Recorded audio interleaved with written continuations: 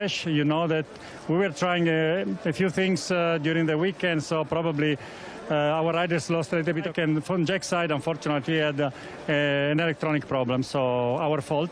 Here, I think we saw that we had 7 riders in the top 12, and the 13th rider is another Ducati Bezzecchi.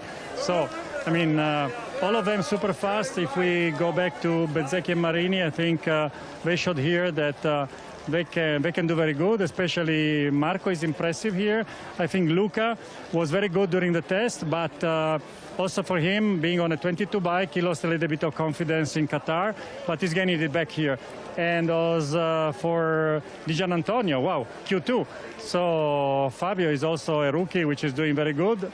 And obviously the Martin Zarco, we don't need to say much because they have been so strong all over last year, and they continue to be very, very strong here, starting from the first row. So I think we will have a wet race. I think it's probably in a way better for us because if we do a shorter race, 20 laps with Fabio Quartararo, I think it would be very difficult if we can get a good start because he had an impressive pace on dry conditions. This conditioner, I think, will help us a little bit more. And then we see, obviously, rainy condition always a kind of risk and gamble. But all our riders are very comfortable in these conditions. So looking forward to the race. Paolo, through testing, winter testing, it looked like you had found a faster engine. And Ducati never stopped developing. We see that. It looked also that the riders lost a bit of confidence, as you said. I can imagine soon that bike will be better than the 21 bike, but have you found the direction now, do you believe? Yes, as you know, there are 3 different options of Ducati engines available this year. There is a 21 version, which is what the Gresini riders and Matt Bezzecchi have. Then there is what we call hybrid version of 2022 with some features of a 21, and this is for the 2 factory riders. As spectators may know, the factory riders, you can choose one engine for both riders. On the independent team, you can use also different specs for different riders. But Jack and Pecco have this hybrid version, and then we have the 2 Pramac riders and Marini on the 22. I think the 22 showed here that is as good as. Hopefully, there is some room for improvement, but I think the main problem was because we were trying a system that was probably not yet mature, as you can say, to be used in the race. So once the riders, we decided to go back to something more standard. In Qatar, riders had lost a little bit of confidence. So I think here we went back to a more normal setup, and the results prove that this is the right direction. So we have time during the season to bring into the race something new. Paolo, last question for you. In the future, I'm thinking if that engine is faster, the 22 engine, and we get to somewhere like Austria and you've had time to develop it, do you expect it to start to shine there? As you know, once you make the choice, it's made for the whole season, no? So we have to stay with the selection that has been made. And obviously, we think, honestly, to be totally transparent, it's so difficult to improve an engine like the engine we were using last year because it already reached a very high level of performances. So obviously, engineers always try to do a little bit better, but sometimes the difference is really small. So it goes back to the feeling of the rider on that engine more than on the actual performance. Paolo, thank you very much for your time. Thank you. Thanks to Ducati Lenovo team manager Paolo Ciabatti with Simon Crafar. We just saw there is the president of Indonesia. That's how big this event is for the nation of Indonesia, Mr. Joko Widodo, present, hopefully to see some premier class race action here. The local announcers are doing their best to keep the fans entertained. We've just heard them there, I think, just singing the national anthem. Of course, this was a man who rode with 20 riders on that special parade in Jakarta, which Lewis attended. Gave us a real insight and a real flavour into just how popular MotoGP is in this part of the world. It's great to have Mr. Widodo here present for what we hope is going to be a landmark and milestone day for Indonesian motorsport. A landmark day, of course, for MotoGP as well. MotoGP is very much in this Southeast Asian nation. They love their motorcycle racing. Marc Marquez flags waving. Unfortunately, when we do get underway here in Lombok, we will not see Marquez in action. Got to say, they're doing a pretty good job of keeping up their spirits, Lewis, here, because we've had a pretty lengthy delay. We should have been underway in MotoGP nearly half an hour ago now, but the crowd are still enjoying their day out. Yeah, I guess they'll say if we've had to wait 25 years for Grand Prix motorcycle racing in the Premier class to return to this country, what's another couple of hours? Pol Espargaro starting. Well, when we got on the plane to fly out here to Indonesia, we certainly didn't expect Pol Espargaro to be lining up 16th on the grid for this Grand Prix. Of course, the changes to the tyres, Michelin bringing this stiffer construction of tyre, the different casing to deal with the heat that we were expecting here in dry conditions, has certainly caught Repsol Honda out. Pol Espargaro was fastest on 2 of the 3 days at the pre-season test here back in February. Really, really competitive in just about every condition on all days. But Espargaro, once we arrived here, typical of Michelin, of course, Michelin having to make a decision. GP race action in here, because it would be the perfect way to end what's been such a brilliant weekend all round. As Lewis touched upon, we had a fantastic welcome when we first arrived here in Jakarta. The parade of 20 riders with President Mr. Widodo. It was like rock stars, wasn't it? And this was all part of what we hoped was going to be a really special grid ceremony to kick off the Indonesian Grand Prix. We saw the special grid ceremony for the first time precede the Qatar Grand Prix a couple of weeks ago. It was a real nice new feature.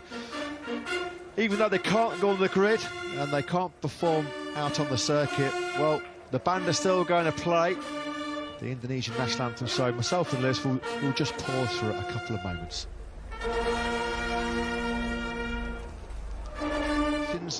From Simon down in pit lane. I'm only interrupting because, guys, it really has stopped. Like, I'm standing out here with no jacket, no umbrella, and it's almost nothing coming down now. So I think we're in luck. Great news, Simon. Thank you very much indeed for that. Pit lane opens then in just over 4 minutes' time. And you can also see, just to underline Simon's point, a number of the spectators in the exposed seats at the front of the grandstands have removed their rain jackets and their Macs that were keeping them dry in the torrential conditions that we had for the last couple of hours. So, all being well, we'll be off and underway with the first Indonesian Grand Prix in the Premier class for 25 years. The race due to get underway in just under 20. The track temperature is still quite high, is around 25, 26 degrees. And also because here the tricky point is the overheating on the right side. With the soft compound, the problem that you might overheat too much, you lose grip. With the medium will be much more stable. So this is the best choice for this condition. Thank you, Piero. You're welcome. Yeah, thanks to Piero Taramassa. We're just running through this revised grid now, of course, revised sadly because 8 times world champion Marc Marquez has been ruled out of this delayed Indonesian Grand Prix. There is the president then, Mr. Joko Widodo, who is finally, after all of his effort and all the effort of the authorities here in Indonesia, it looks like, thankfully, we are going to get MotoGP action here in Indonesia for the first time since 1997. Well, the Shaman certainly did the trick in the end. We got the race we were hoping for. Yeah, whatever that lady's name was, get her inducted into the MotoGP Hall of Fame very, very quickly, because, yes, it does look like the Rain Banisher, or whatever she was called by the locals. She normally goes to big events like weddings and parties. She'll be getting a position at the FIM, I think. She'll be taken to every Grand Prix over the course of the year now to try and ward off any potential wet races or cancellations. So we're about to get underway then for this Indonesian Grand Prix, and Aya Bastianini goes into it as the championship leader. Let's get a word from Grassini with Simon. Yeah, that was a key word you said there, championship leader. That's why I've come to see Michele Massini. Michele, he's done so well in Maya, you know, for the first race all the way through this event, put himself in a good position on the grid, looked good in FP4. Now, completely different conditions. How does he feel about the wet? Yeah, and now it's difficult to predict how does it go the race, because still a lot of water on track. There is a big patch in some corner, but for sure this is the same condition for everybody, and we don't make any practice on this condition. So we will see. We start from the second row. This is good enough, but we have to learn lap by lap what we can do. How does Enea feel about rain condition riding? Not so bad. Not so bad. We have to improve in this point, but we have a good base on the rain. Thank you and best of luck. Thank you to you. Thank you. Yeah, thanks, Simon. Thanks to Michele Massini from the Gresini Ducati team. Can they continue their stellar start to 2022? Alex Rins, not quite sure that it's sunglasses weather right now for the Suzuki man, but I guess just trying to keep himself focused, trying to hide some of the nerves that will inevitably be hitting these riders. This is nerve-wracking stuff. This is tense. This is where these guys are really, their skills are put to the limit, their concentration, their focus, because they're just about to encounter a racetrack in conditions that they've never experienced before. It's a bit of a level playing field, this, isn't it? It's going to be a case of fortune favouring the brave. Jack Miller, normally he revels in these kind of conditions. Even Thriller Miller looks a little bit pensive as we count down towards race time here in Mandalika. Yeah, just 6 minutes to go then. Speaking, of course, earlier on, we were discussing the potential strategies that might be deployed in a dry weather race, and the big talking point, I suppose, was Fabio Quartararo's determination, I think, to get to the front of the race and get a clear track, with the Ducatis looking to stop him doing so. In many ways, even though it's a wet race, that is still the aim for Fabio Quartararo, more because of the visibility here rather than any kind of issues with overheating front tyres. We're still expecting to see a little bit of spray, more than a little bit of spray. There will still be some standing water in patches of this racetrack. We've already heard from Piero Taramasso that there are still some patches as the virtual fan wall. Get ready to see this historic first Indonesian Grand Prix in 25 years. If we are going to see some spray, particularly in the early laps with the field all running together, it's going to be so important for these guys to try and get a clear track as soon as possible. Yeah, Fabio Quartararo would not have known how perhaps significant that pole position was yesterday. He knew it was going to be good and crucial in dry conditions. Well, it might be absolutely vital now with, as Lewis said, the potential for spray hitting the riders that are in the chasing pack. An excellent weekend so far then for this young man, Fabio Di Gianantonio. Very limited experience of that Ducati in rain conditions. This is going to be a tough test of the mettle for these MotoGP riders. 5 minutes then to the race start here in Mandalika, and finally we can say there's going to be MotoGP race action in Indonesia. Our first visit to Southeast Asia since 2019. One rider perhaps to identify that we haven't mentioned yet, who will certainly fancy his chances in these conditions. Starts all the way back in 18th on the grid. The brother of this man, Marc Marquez, if you're just joining us, will not start this Grand Prix due to a concussion sustained in the warm-up earlier on today, as some drizzle starts to fall, as Simon Crafar lets us know from pit lane. But Alex Marquez, his brother, of course, took a sensational podium, his first podium in MotoGP in very wet conditions at Le Mans, and very nearly won that Grand Prix as he was chasing down Danilo Petrucci. He'll certainly be a rider who will have a big result on his hands potentially today, certainly a bigger result than he thought when he qualified 18th yesterday. Let's just hope. Have come just around the end of the Moto2 race, had that run to its full distance, so they will have certainly been relieved on that score. Well, we have waited 25 years for MotoGP action in Indonesia, and we're about 25 minutes away now, hopefully, from the start of the Grand Prix of Indonesia at the Pertama Mandalika circuit. You can see there Loris Capirossi and Franco Ancini. They've had a very busy afternoon.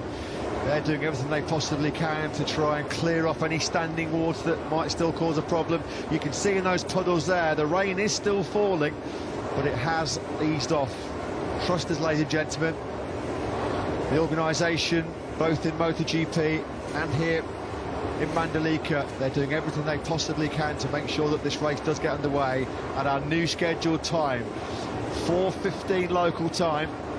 So perhaps we can call that part of the race at the shallow end, can we, of this Pertamina Mandalika circuit. Yeah, they've been working right throughout this delay, as I mentioned. It was important to them that when the weather did break and an opportunity to get a racing did take place, that the track was immediately in a condition that they could get racing as soon as possible. We have seen, and you can see a little bit there as well, back on Saturday morning when we went out for free practice 3 in Moto3, we saw Elia Bartolini have a really big high side out into the gravel traps, and the gravel traps were absolutely flooded here, so hopefully they've been keeping an eye on that as well to make sure that there aren't too many puddles that the riders could fall into.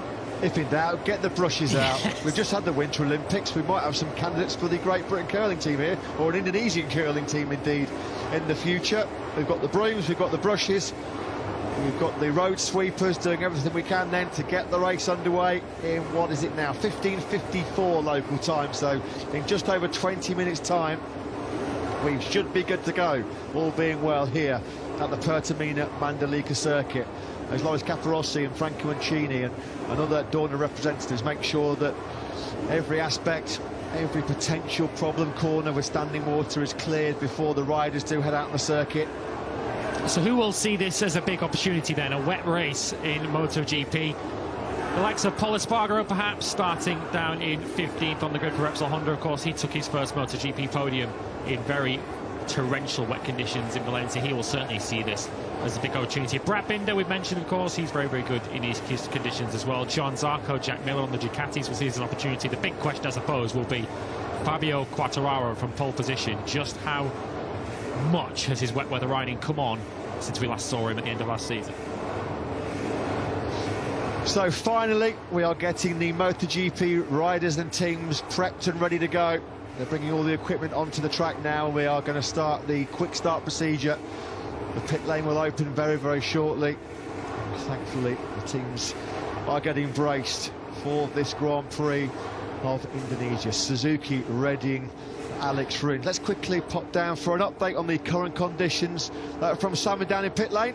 I'm only interrupting because, guys, it really has stopped. Like, I'm standing out here with no jacket, no umbrella, and it's almost nothing coming down now, so I think we're in luck.